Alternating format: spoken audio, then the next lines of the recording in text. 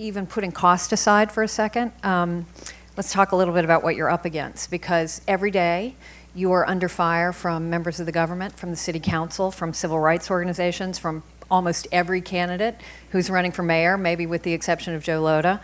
And yet you make no apologies for aggressive policing, for counter-terror measures that you've taken. Talk about stop and frisk, profiling, targeting mosques for intelligence gathering. Sort of go through those. And what do you say to your critics? Big agenda here. Well, let me give you a number that I think is important.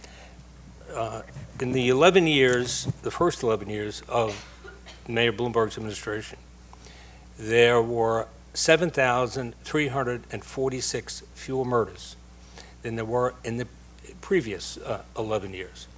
Now, those lives saved are largely people of color, young people of color, if history is any guide.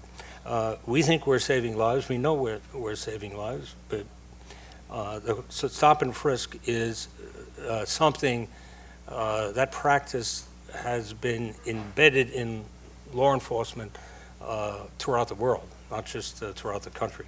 It was validated by a Supreme Court decision, Terry versus Ohio, in 1968. Legislation or laws authoring that exist in all 50 states in the country. So it's a practice that is not invented here. One of the things that has happened is we have started to record it more accurately, and as a result, there's a perception that the numbers have gone up dramatically. They really haven't, and people in the know realize that it wasn't accurately recorded.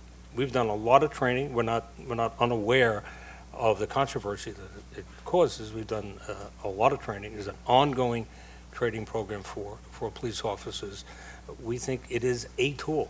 It is only a tool in the toolbox. It is not the be-all and end-all. We're doing a lot more to address the problems of crime. Last year was the lowest year for murders in the city in at least 52 years, and the lowest year for shootings in 20 years since we started to measure it. This year, we're running 30% below that number. So something right is going on here, and it translates into saved lives.